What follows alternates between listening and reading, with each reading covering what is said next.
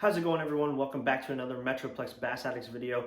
Tristan here. Today I'm going to break down our recent trip out to Cedar Creek Reservoir. We were out there practicing for the upcoming Bass Champs Texas tournament that we have coming up there. So y'all stay tuned. After the intro, we're going to get into it.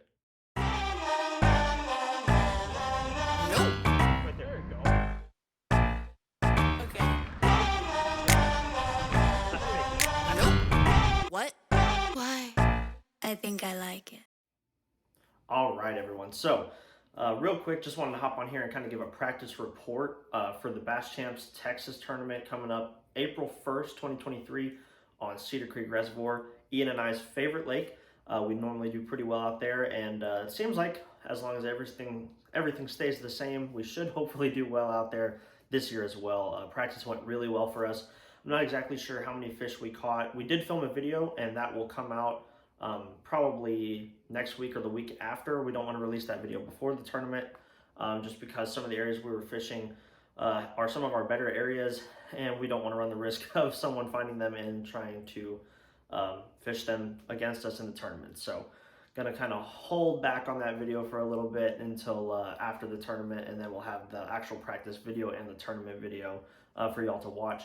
But real quick, I just wanted to kind of hop on here and provide a little bit of help. Maybe there's some of you out there that are fishing in the tournament that didn't have a productive practice, and maybe this can kind of help you learn the lake, or maybe kind of get some kind of game plan together better than what you had. So hopefully this helps a little bit. Like I said, we're going to hold back on the practice video, so sorry about that. But you should be able to learn a little bit from this, I would think. And that's how you learn, you know. You can always try to just go on YouTube videos and find the spots that people are fishing, but you're never actually going to learn or become a better bass fisherman from that. The best way to learn is to listen, to professional anglers or people who know what they're doing, and listen to what they're saying about how they're fishing, what they're looking for. That's how you learn. That's how you become a better angler. So that's the goal for this video. So let's get into it. Basically, we went out last Saturday, which was the second to last day that the lake is able to be practiced because it's off limits Monday through Friday leading up to the tournament. We went out Saturday, got there probably around, I don't know, probably 9 o'clock in the morning by the time that we actually made it to the ramp and like got launched and we're in the water. When we got there that morning, the water temp probably ranged from about 59 to 61 degrees, depending on if you're on the main lake or in a pocket. It was a little colder that morning. I was in light pants and a light sweatshirt, but ended up taking that off really early. I might have actually taken it off before I even stepped foot on the boat and just thrown it into the truck. By the time we got there around 9, it was starting to warm up. But the outside temps were probably in the low 50s starting out that morning, and then they eventually warmed up to almost 80 degrees, I'd say. It was mostly sunny outside. There was a little bit of cloud cover, and then we had like a west wind at probably 10 miles an hour or less all day. So it wasn't terrible. It wasn't fun though. If you guys know Cedar Creek, you know that it gets super rough, especially if you have any wind at all. Sorry about that, guys. Somebody tried to call me, but yeah, if you know anything about Cedar Creek at all, you know that it gets super rough, especially when you have a lot of boats on the water or really any wind at all. There's nowhere for the waves to go on the lake. It's all seawalls, basically on the whole south to mid section of the lake, which is where we spend most of our time and where I believe most of the quality fish are in the lake.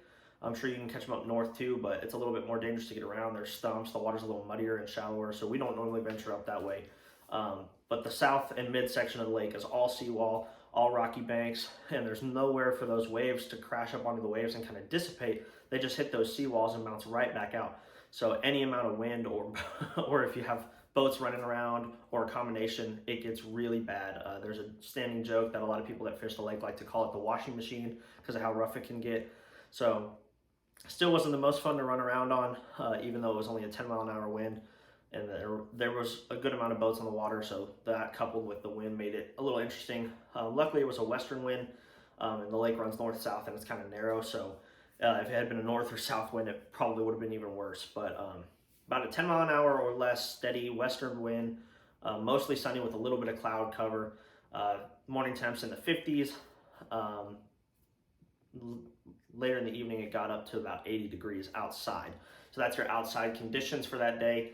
Water temperature, like I said, when we got there in the morning was probably about 59 to 62 degrees. But by the end of the day when we left, even on the south end on the main lake, We were seeing water as warm as 66 and 67 degrees, and in the backs of some of the pockets, we even found 70-degree water. So these fish are definitely pre-spawn. There's a few starting to move up and sniff around the bedding areas. We didn't personally see any on beds, but by the time the tournament's happening, we've had a relatively warm week, and we're supposed to have a relatively warm week for the rest of the week leading up to it. I suspect there will probably be bass on beds. There could even be bass on beds right now during the off-limits period. So mostly pre-spawn and spawn period fishing. The north side of the lake could be even warmer. You could even find post-spawn fish up there. I'm not exactly sure. What I'm talking about is just the midsection, basically from the big main lake bridge that spans the lake, that cuts it in half from that part down to the south side is what I'm talking about. In the backs of the creeks, the very backs were actually colder, and I believe that was from runoff, rain runoff. We did have some pretty good rain a few days in advance of us going out there to practice, so I think that's why the very backs of the creeks were cold, but the midsections of the creeks were the warmest water, and then the main lake was probably in between until later in the day when it had warmed up due to the sun, and then it was all pretty much just the same temperature, hovering in the high 60s, low 70s. Water clarity, backs of the pockets, you're looking at 3 to 12 inches of visibility. If it's a sandier or muddier pocket, obviously it's going to be closer to 3 inches of visibility. If it's a pocket with seawalls all the way back and rock, it's a little bit cleaner. On the main lake, we probably saw about 1.5 to 2 feet of clarity or worse. So it varies. In the pockets, it can be pretty stained. On the main lake, it's relatively clear. And in some of the rockier pockets with seawalls, it's still relatively clear, especially on the south side of the lake. The further you go up the lake, the muddier it gets everywhere. And then obviously, if you go onto banks where the wind's crashing in, makes that water muddier as well. So that's kind of the general conditions report for the lake. I believe that for the tournament, they're probably going to be pushing up pretty good. Everything we caught, we probably caught 20 to 25 bass. I'm not exactly sure. We caught a good amount. We missed several more bites other than that as well. Probably had 30 bites total on the day between the two of us. And I would say pretty much every single one of those bites came in 4 feet of water or less. I don't think we got bit any deeper than 4 feet. So they're right there hanging out, just waiting for it to warm up a few more degrees and for the conditions to get right to spawn. But they're definitely pre-spawn, they're staging, they're all fat and healthy. And you can tell they're feeding up. So this tournament's probably going to be a slugfest.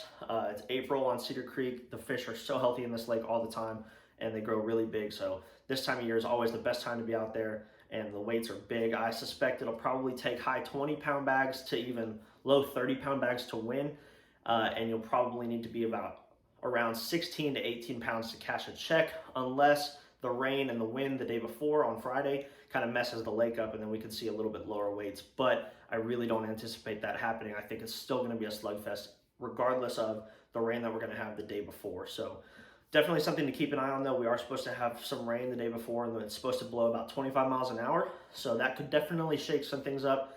I would definitely advise you guys to check the weather, watch the weather before every tournament, but especially this one, and look at the direction the wind's going to be blowing and think about where your spots are on the lake.